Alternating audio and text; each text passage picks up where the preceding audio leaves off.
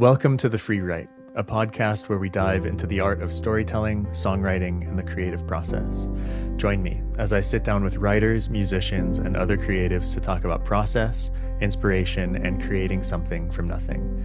If you're an artist looking for community or a fan hungry to hear about the creative process, there's something for you here. Today, my guest is Juliet Daniel. Juliet is a singer-songwriter raised in Sonoma County, California, now based in Seattle and soon to be in Los Angeles. Her music sits at the intersection of alt-pop and soft emo, coming of age, end of summer, sweetly falling apart. Drawing from alt-rock, indie, and electronic influences, her songs trace the tensions of early adulthood, career pressure, identity, and the cost of holding yourself together for too long. Her latest releases have earned placements on Spotify's editorial playlists, including All New Pop and Apple Music's New and Alternative.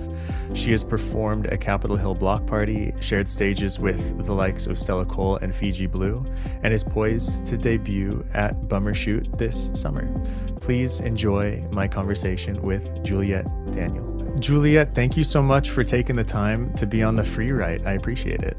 Hey, thanks so much. It's really great to be here. Yeah. So I learned about you maybe like a year and a half ago when our mutual friend Prachi was telling me about you, showed me some of your music. I checked it out.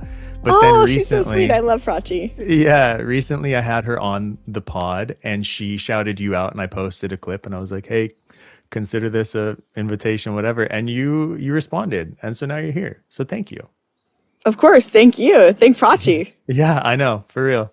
I want to dig into a lot, but I just want to start with if you could tell me about your path to songwriting. Yeah, my path to songwriting was really my path to music. For me, songwriting is the most important thing about my musical journey, and it's the thing that also brought me back to music. It's what has always made music and art feel personal to me, as well as, of course, listening to music, which we can get into. But yeah, how I got started with songwriting, of course, as any teenager or preteen in the late 2000s would be, I was really obsessed with Taylor Swift, probably around then and early high school. Mm-hmm. So, of course, she's such a songwriter goddess. She's so prolific. And so I definitely was studying her craft. And I think when you love music as much as I do, you want to figure out how to create it. And you want to absorb it as much as possible, mm-hmm. And make something relatively original based on it.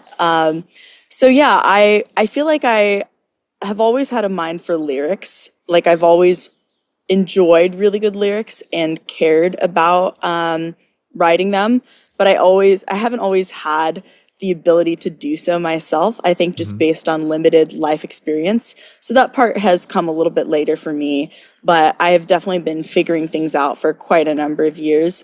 And I actually got started with my first few lyrics from one of my best friends, Amanda, from our hometown. Mm-hmm. So I was in a folk pop trio with her and our friend Aiden, and I grew up in Northern California, and so there wasn't a lot of access to pop music in general. So folk pop was probably the most up my alley that we could get. And of course, it was also the heyday of Mumford & Sons and the Lumineers and mm-hmm.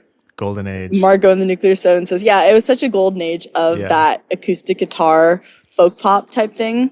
Mm-hmm. So that's the kind of music that we were making.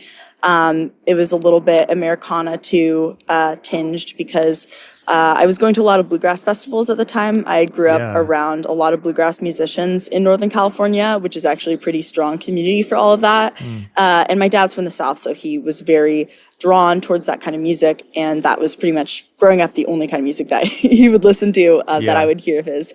So those were some of my earlier inspirations. But I always had an impulse to write songs just based on how much I loved music. When I would get bored in English class, sometimes I would just transcribe lyrics to a song that I really liked and pretend that I was writing for the first time. So that had to say something. Sure. What was it like when you started putting your own lyrics to it, after transcribing enough and you were like, okay, my turn? What was that like? I I couldn't really figure out what to write about. It's taken me a while to figure out what to write about. I think when you don't know what to write about and you're a young girl making pop music, you start writing a lot of love songs. But I feel like I didn't really have that much of a turbulent romantic experience early on in my life, which is probably a good thing, really. Sure. I did feel really emotional, though, but I don't really feel like there were that many examples of how to portray something maybe just a little bit more existential and to Sure. portray my unique experience. I actually didn't know how to talk about my emotions quite as much. So I think that figuring that out has made my songs my own. But I used to use my friend Amanda's songs or my friend Amanda's poems as lyrics for songs. And so that's how we would write songs together. And Okay. those were my early co-writing experiences because Yeah. I knew that she had the stories behind it and I could pick her brain as to what we were trying to say there and trust that it was like a really valid, emotional, well-lived experience. So I had an easier time setting words to music than coming up with the words themselves. Yeah. Interesting. What does that process look like now for you? Like, and starting from like the very beginning, do you do anything to get yourself in the zone? Like, walk me through the initial few moments of like sitting down to write.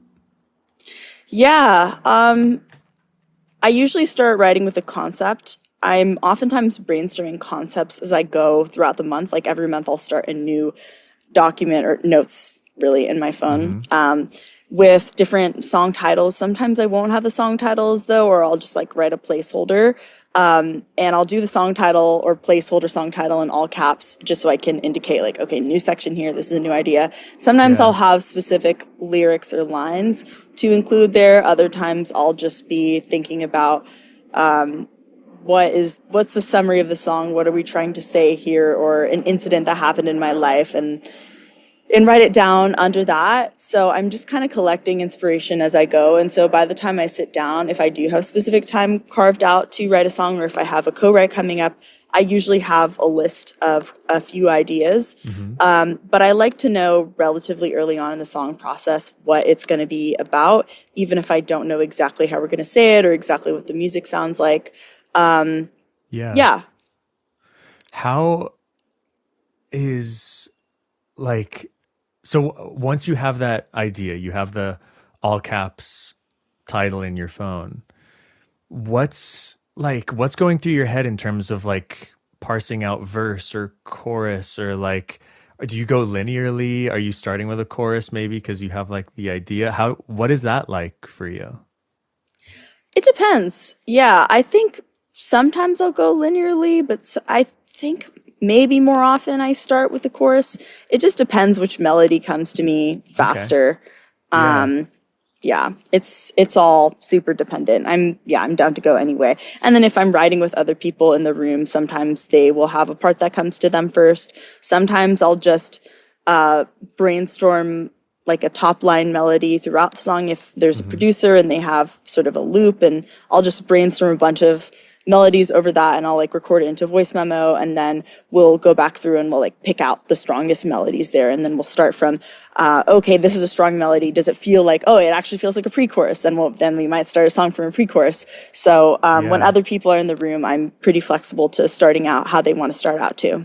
And then how do you view like melody, lyrics, harmony?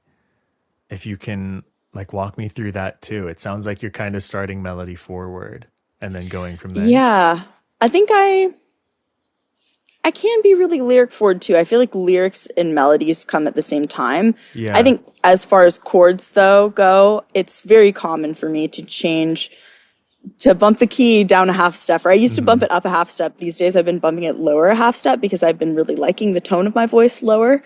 And yeah, as far as chords go, oftentimes these days I'm writing on acoustic guitar and I am really loving working in open D a lot of the time. So sometimes my songs can sound really similar to each other based on how I'm starting them out. And sometimes I will change the chords a fair amount by the time I give them to a producer, and it's not a voice memo demo anymore. But the chords, I feel like, are more adaptable. And I'll also change the lyrics and I'll change the melodies too. But I feel like, for me, it's not the chords that make the song, or if we make the chords better, the song can be better. But I think the lyrics and melody have to be the strongest. So that's probably why I start with top line lyrics and melody. Yeah. You kind of hinted at revising. What's that process like? When you're going back and you're changing stuff, is that pretty common? Yeah, it is pretty common. Or sometimes I don't necessarily revise a lot, but I just kind of question a lot of things that I write. Sometimes it's not as healthy where I'm getting overly in my head about optimizing every single line. And sometimes just a line's going to be how it is, and it's just silly. And, you hear artists, or you hear stories from artists who are like, I thought about not putting this line in here, but then it's actually the one that people love to sing live. And so I'm specifically, the first example that comes to mind there is one of my favorite artists is Porter Robinson. And he has a song on his most recent album called Knock Yourself Out. And there is a line, don't know my schedule on the 5th, bitch, I'm Taylor Swift. And it's just so silly. And he kind of wrote it a little bit as a placeholder and wasn't so sure about it, but then ended up keeping it, and it's the one that people sing at his shows. So I think sometimes I get silly like that, and then maybe I'll like kind of go back on it or start to go back on my word. And I think it's important to not overthink it as well, even though it's also really nice to feel good about your lyrics. All in all, most of the time I do feel pretty good about them before I put them out. I'm not like taking a lot of uncertain bets, but sometimes like I'll show my song to a friend. They'll be like, hey, I think you should edit this. I think you should edit that. And I'm at the point where I don't accept all advice, even if I'm like, oh, that's fair. You didn't know what I meant. And other times I'll be like, oh yeah, I see what you mean here now. Let's try it your way. I do also get to the point of a little bit of demoitis. And so sometimes those are moments when I might not stick to my guns as much, or when I think I do need to question my perspective more. It's a mix. There's no clear answer. Yeah. When you show it to friends, are those friends mostly other musicians as well? I would say a lot of them are. A lot of them are also just fans of music, which I think it's important to share with people like that. Even if they don't necessarily have the direct musical vocabulary, I feel like I'm mainly not writing music for other musicians. Like I love that other musicians enjoy what I do, but I think it's the most important to write for a general audience and people who are fans of music, who encompass a lot more folks. Yeah, totally agree. Do you find like you get different feedback from friends who are or aren't musicians? I feel like my musician friends sometimes have more of an affinity for risk taking in music than my non-musician friends. Yeah. But I don't know. I have non-musician friends who are also like super fans of music, and if they're fans of harder music, if I'm doing something wild in one of my demos and I send it to them, they'll be like, "Whoa! Like I love when you did that." And then I think it depends probably more. The kind of feedback I get probably depends more on people's individual taste in music than it does whether they're a musician or non-musician. Sure. That makes sense. Is there anything that you really try for with your writing? I guess also the other way, is there anything you really try to avoid with your writing? Yeah, I'll try and answer both. So what I'm really trying for is I'm trying to write songs. I'm mostly writing for myself these days. I also really enjoy writing for other people. I hope to do more of that when I move to LA soon. I hope to send in more pitches. But I think sometimes when you write songs from a deeply personal perspective, it's also not totally limited to you. But I do like to strive for the kind of song that only I could write, or only I and a few other people could write. Yeah. I like to make things that feel very specific to me and that my friends would giggle about, being like, oh my God, this song is so you. That is what I'm trying to go for, is being different, but also being relatable and kind of humorous in a way. And what I'm trying to avoid is I am trying to avoid any of the tropes lyrical, thematic, sonic. My pet peeve in music production is when people do the same lazy tricks for like impact noises and the risers and the reverb, reverse reverb, and just really predictable, or like classic EDM drops of like 1, 2, da da da da da da, Right. like all that kind of stuff. I really try and stay away from. Luckily, I don't run into many instances where anyone is suggesting that around me. Nice. Yeah. No, I totally relate. It's because when like producer hat is on, it's so easy to be like, well, we need this section to be bigger. How about we do a build up? And it's like, well, let's try something different. Like, so yeah, I like that. Do you find that your writing process changes with genre, or like how do you think about genre? Because I'm always curious about that, I guess, to start. Like when you go to write, are you conscious of that, or are you just doing whatever happens? I'm kind of more doing whatever happens, but I Yeah. am conscious of what my bias is, and my bias is towards pop music, and also rock music these days. I've been listening to more rock adjacent things. My bias is not towards super, super heavy, aggressive things, but I really do enjoy like the genre of hyperpop, which can encompass some more aggressive, gnarly things, and as well as like rock can have some kind of harder breaks and stuff. I'm not generally listening to like metal or deeper cuts of all of that. Yeah. So I feel like I know that my tendency is towards things that are more digestible and major chords and easier to follow. And so I try and incorporate other influences when I can. I try and let people know, let other songwriters and producers, if they're working with me, know we can do something weird. If I don't like it, I'll say I don't like it. But I am trying to do that because I know that regardless of what I do, there's still going to be a pop backbone of my songwriting. So that is kind of my assumption, and I try and embrace the rock and hyperpop genres, knowing that I'll oftentimes like kind of pull it back to something that is more me, like a little bit softer. But sometimes when I make a reference playlist, it'll be all over the place. Yeah. And there'll be specific elements that I'm trying to use. What is your experience with collaboration? You mentioned co-writes a number of times. How does that change the process? I mean, you kind of touched on it, but like, yeah, tell me about collaborating versus just alone.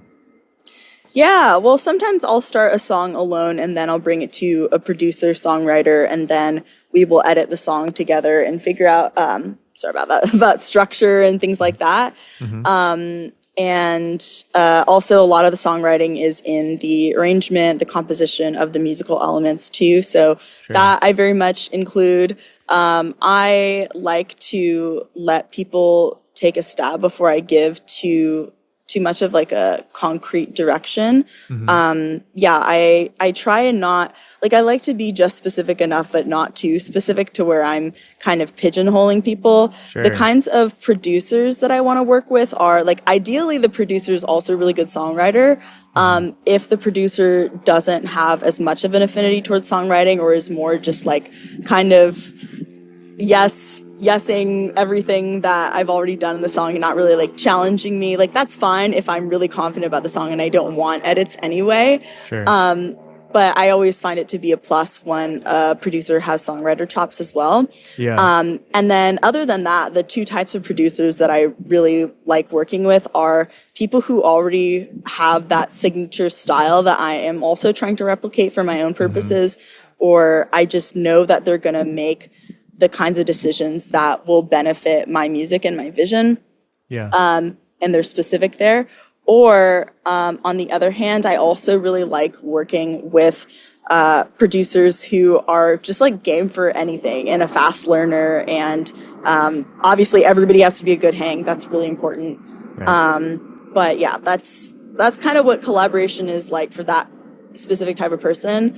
And that is mostly speaking from a point of if I start the song elsewhere on my own. I think if I'm doing a songwriter collaboration, if I'm writing a song from scratch in the studio or also with a different songwriter on acoustic guitar, I like to clarify that the purpose for me is like the ideal outcome is, of course, that we have a song that we want to release or one of us wants to release or we want to release this collab or pitch or whatever it is.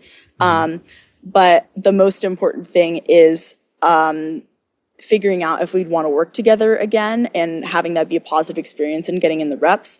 So I find those, all of the sessions to be really helpful from that perspective. I don't like to put pressure on if songs are being started in the room day of. I don't like to put pressure on, we got to come out with this, we got to keep working on it.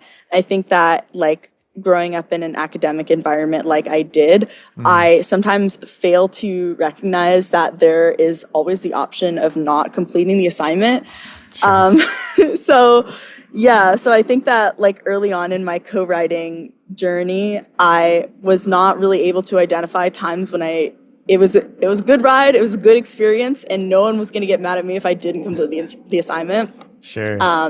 So yeah, nowadays, like I feel really free to experiment, and I can very much collaborate with super talented people, and not necessarily we don't necessarily have it that day, or maybe it's like it's not as much of a fit or whatever it is, or maybe we just didn't have enough time. Like let's keep on working on it later. Or like, oh, maybe we table it for now and then we get really busy and then we pick it up 6 months later because we're like, oh shoot, like we heard the song back and it really stands up. So things can take all different kinds of directions for me. Yeah. What is your relationship with like play? I mean, you already mentioned demoitis.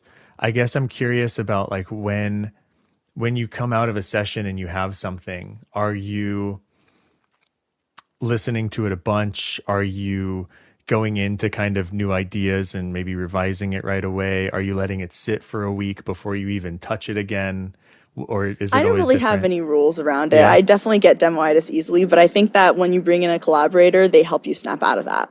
That is probably one of the main purposes of collaboration for me, is making sure that I'm not overly in love with the idea that I've listened back to on repeat. Sure.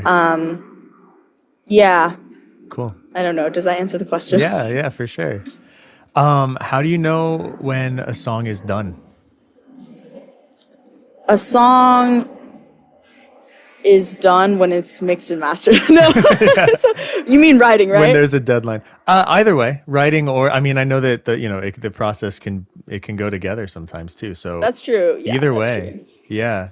A song is, well, I feel like the mix and mastered thing is a little bit more tongue in cheek. When the mix is done, I feel like it's going more into engineering. I think for the purposes of your listeners, the more interesting question might be, when is a song done songwriting wise? Like when are we only making engineering refinements? I guess, well, here, let me get more specific with it. When you send it off to mix, like how do you get to that point where you're like, okay, I'm like, when you're sending it off to mix, you kind of you're like, okay, let's mix it, let's master it, let's get it done.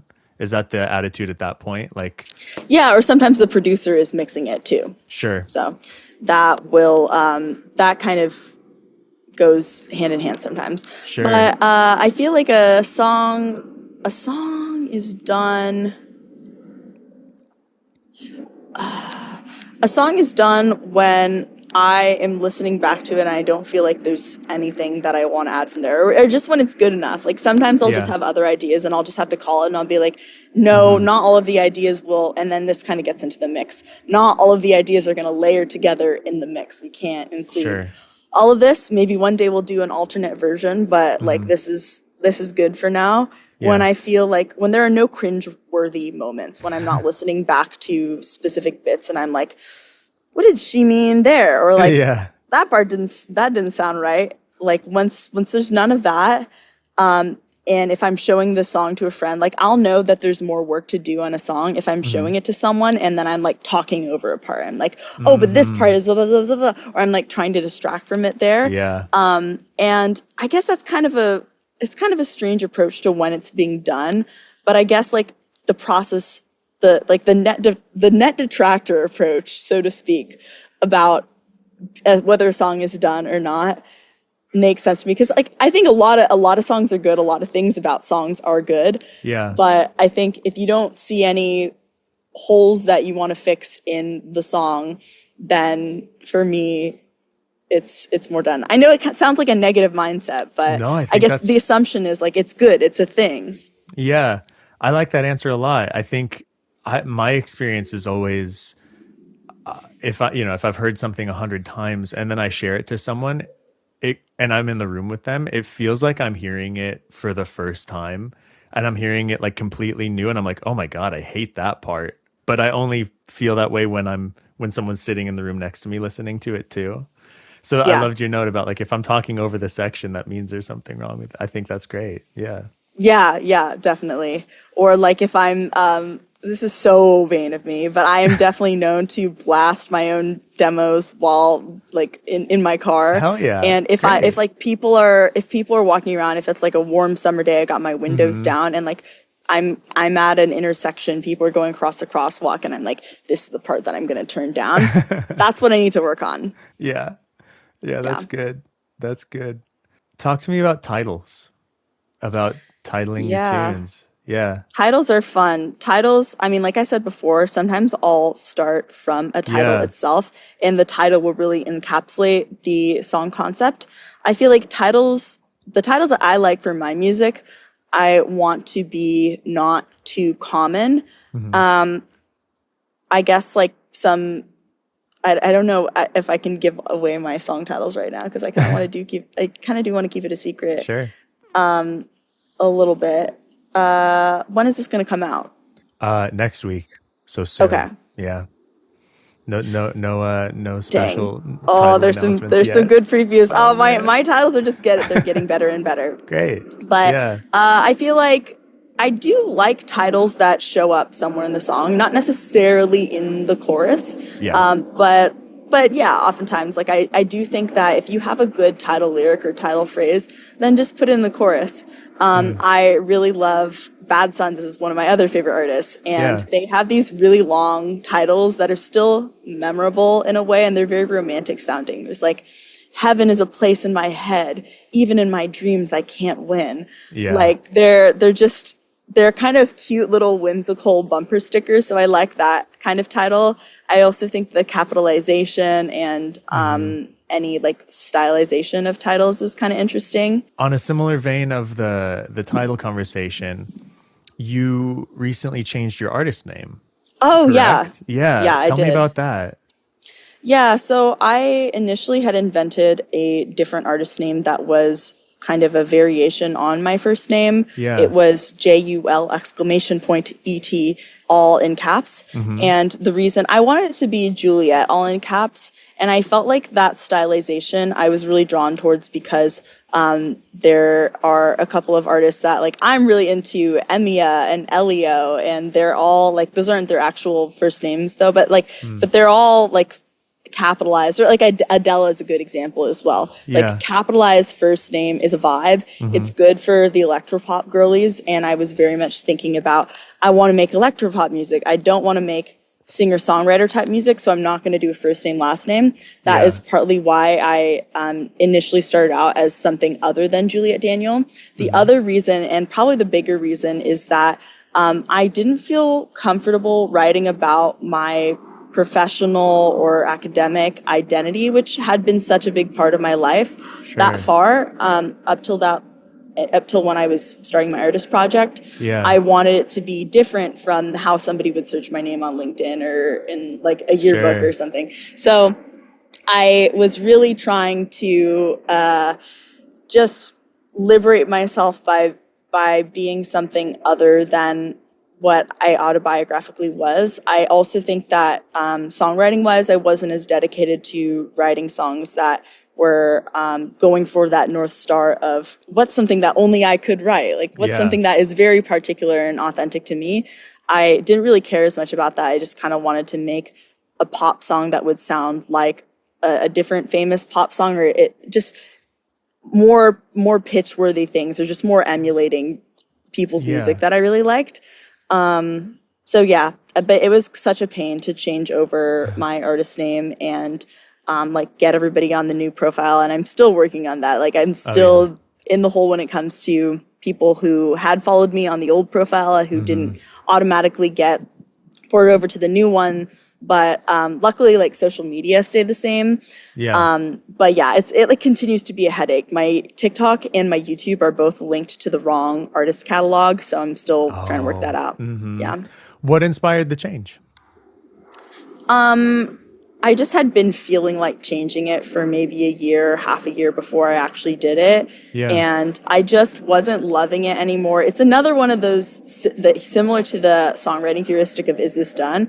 It's like, are you cringing when people say your artist name? Are you cringing when Sure. people make a reel of and it just didn't feel right that they were saying Juliet. And there were all kinds of like weird artifacts that would happen on posters, like people would forget about the all caps, and Oh. I didn't like it when people would put everything but the J in lowercase and then the I would just be like, and it just didn't look right that Yeah. way. So it was just too easy for people to mess up.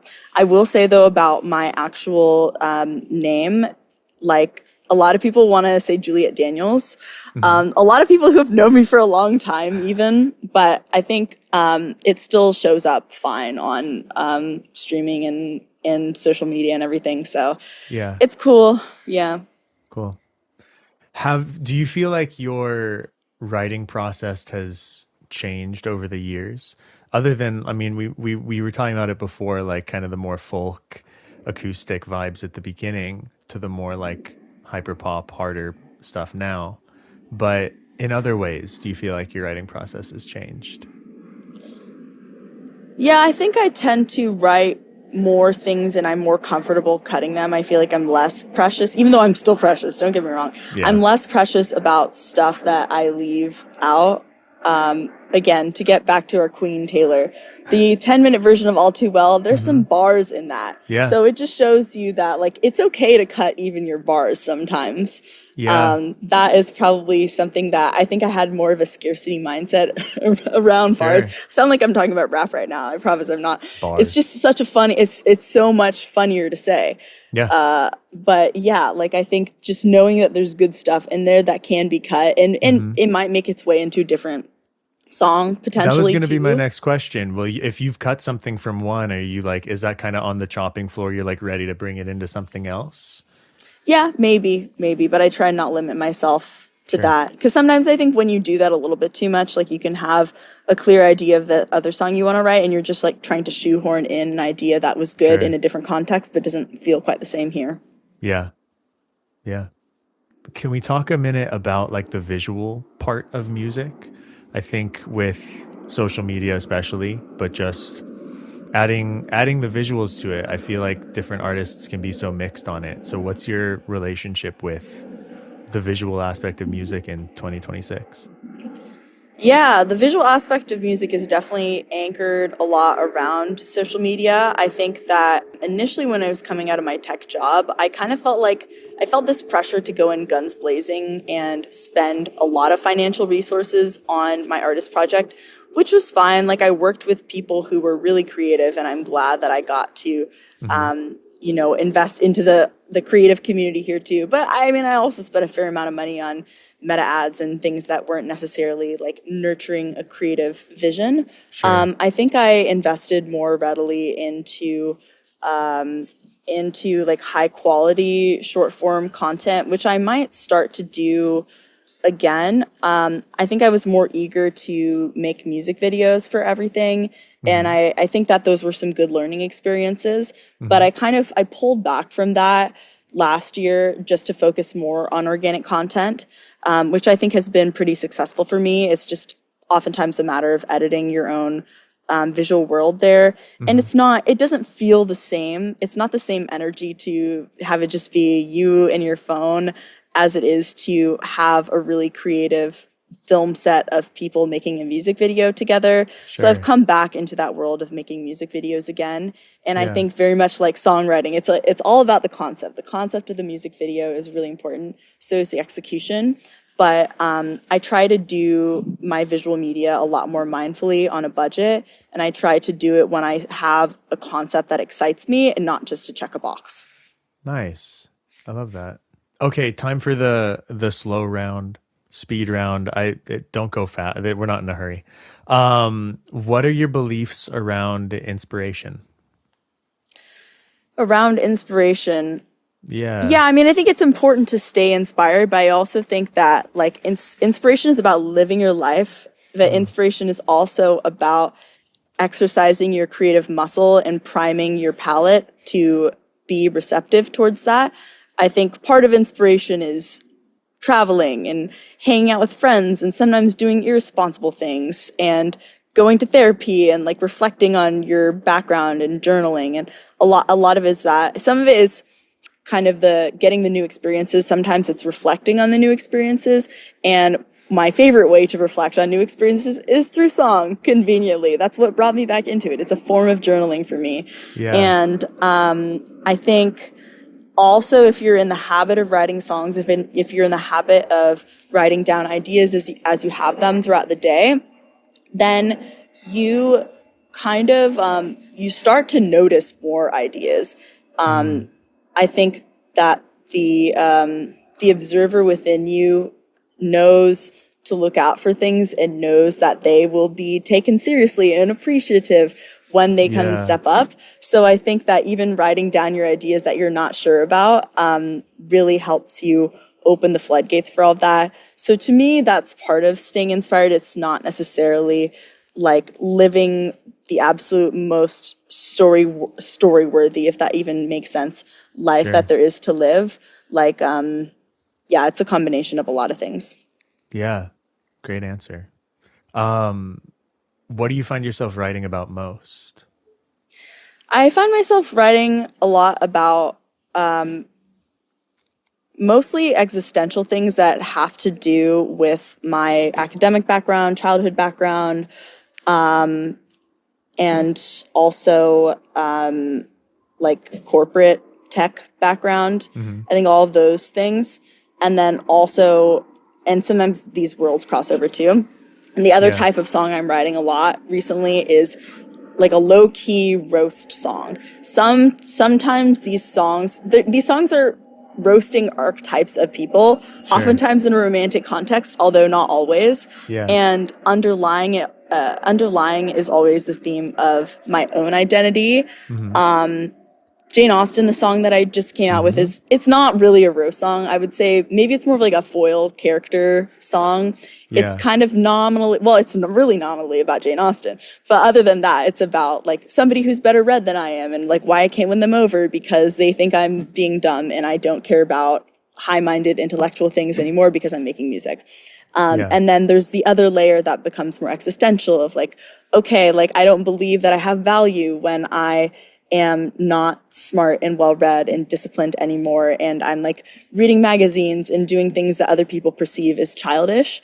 That is kind of the overall theme of the song. So I think that actually kind of exemplifies the range of things that I'm writing about right now. I'm getting more existential with it, but I love to be romantic in songs. It's so fun. And I'm also getting really mean in some of them, like so mean. Like I did not know that girl was in me, but it's great that she has permission because she is cooking.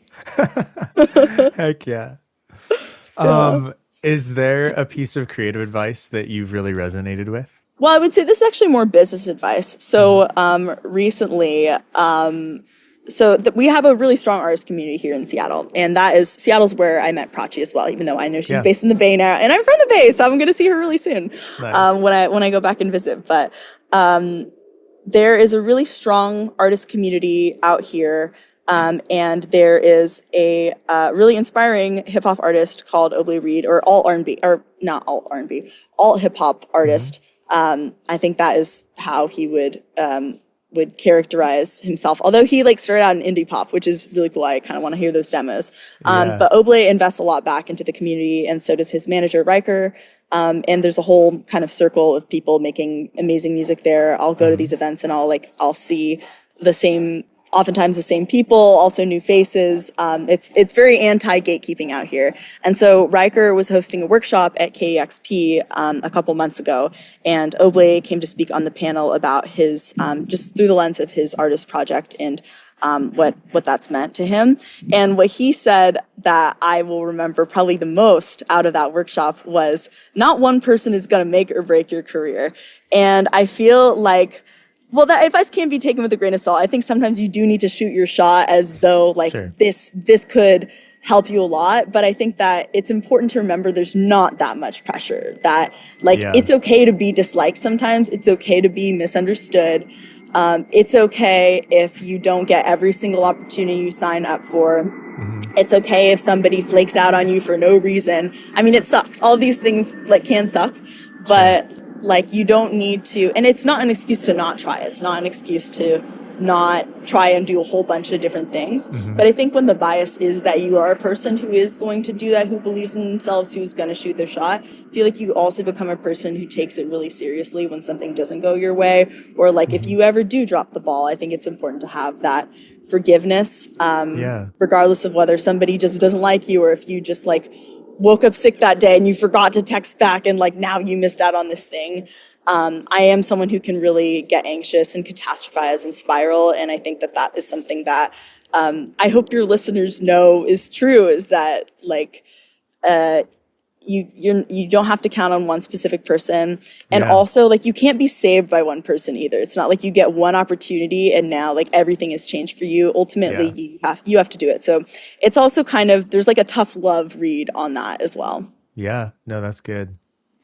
Do you have a favorite song to perform? My favorite song to perform right now is maybe a song that is coming out next, which I will not say the name of yet because I don't think I will have announced it by the time that this by the time that this episode is out.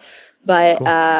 It's high energy, 150 BPM. Yeah. There's like kind of a lower energy bridge and I get to like jump up at one point. Yeah. So it's kind of got this punk type of energy to it while still being pop. I don't know if I would call it pop punk. I don't think I would call it pop punk, but it's an homage to Seattle. It's also it's a roast song. It's a roast song too. Nice. I'm excited to hear it. That's dope. Yeah, I'm excited for you to hear it too. I'll send it to you though, for your ears only. Oh, hell yeah. Sweet. Of course. Do you have a music artist that you've been really into recently? Oh, so many of them. Well, I was just at actually here, let me tell you some that might want to come through on the pod. So I was just in New York and I was hanging out with several different really amazing artists. And some of them I met on TikTok and I was meeting them for the first time in real life. Nice. And others I met like through their music and loving their music and then connected with them and was like, let's write songs. And it was a trip to meet everybody. But to go through everybody, it was quite the week, man.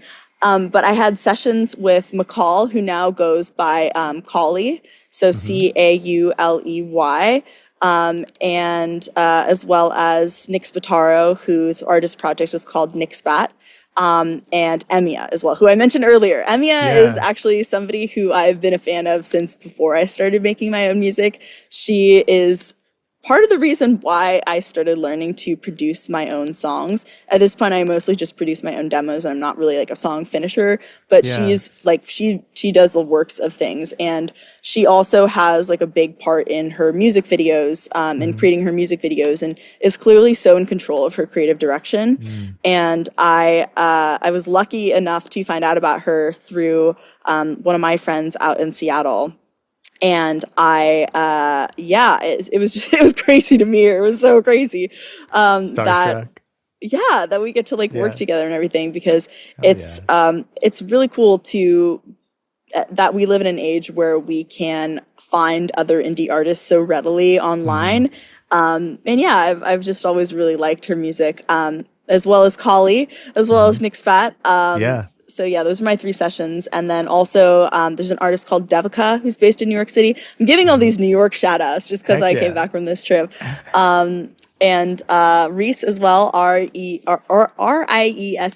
We found each other on TikTok as well. And then Really Blonde, RLY Blonde, in like lowercase, one word. Stylization is important. But yeah, so those were some really great people to meet up with. And then I would be remiss if I didn't give some Seattle shout outs too. Yeah. So man, it's really hard to like even pick people because I'm like everybody, all my friends here. Well,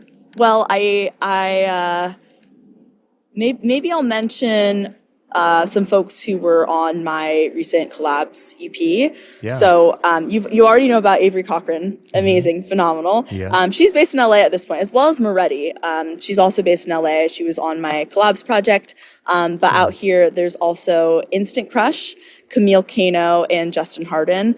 And they are absolutely all killing it. It was really fun. Speaking of collaboration, it was really fun to be in the studio with those guys. So they're all such a vibe. I'm gonna miss them when I move. But there's a really great scene that we have out here. So the list goes on and on. Though I have so many recs for you guys. DM me or whoever.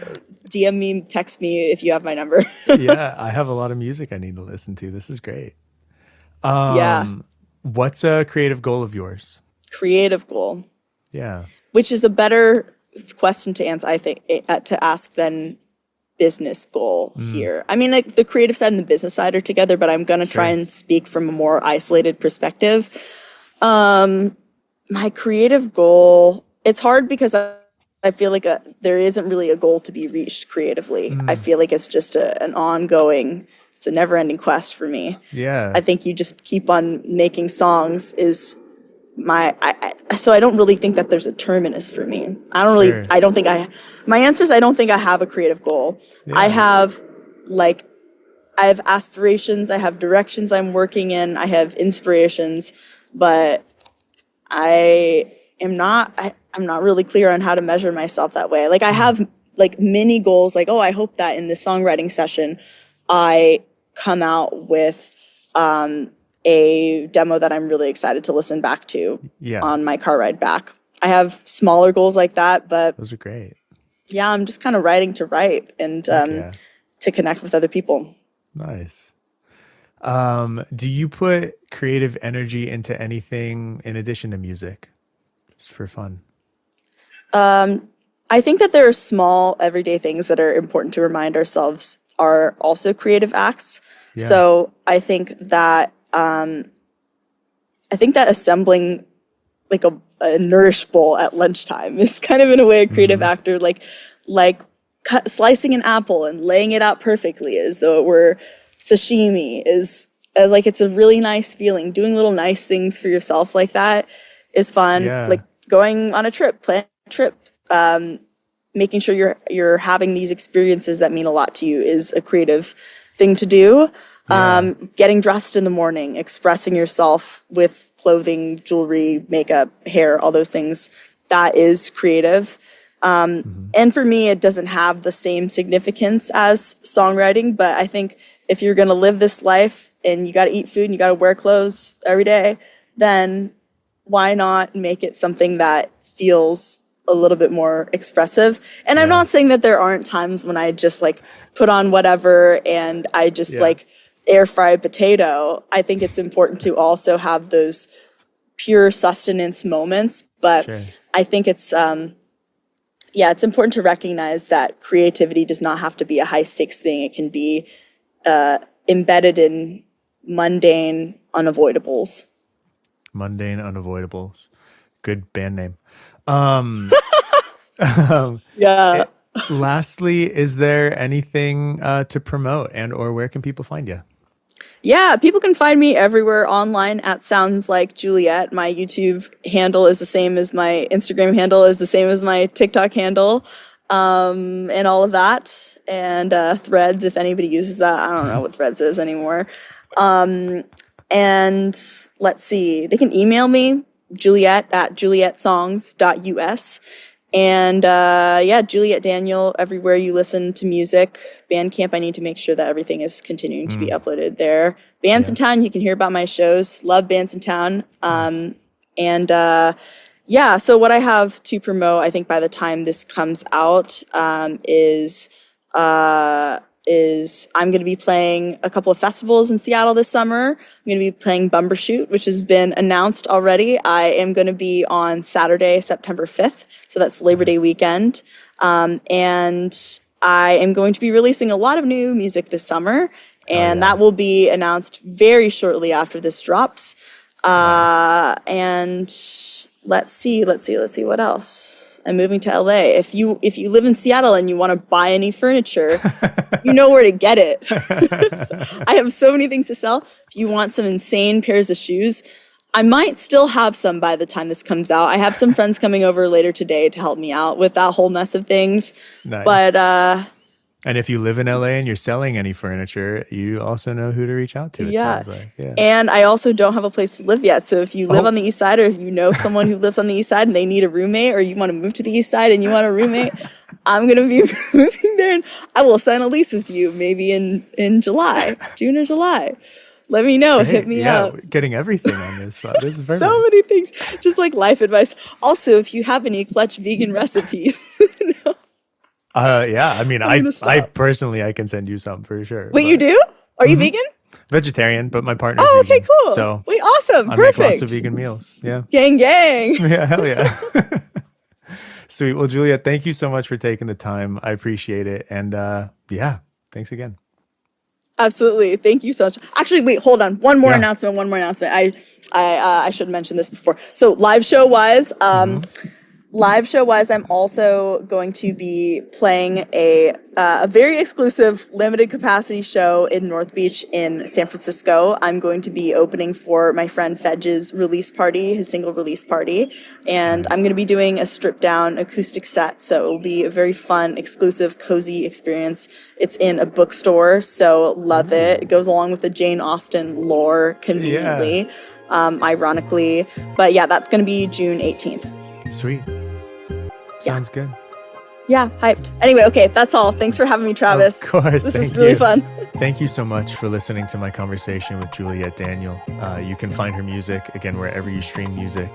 You can also follow her on Instagram, TikTok, and YouTube at Sounds Like Juliet.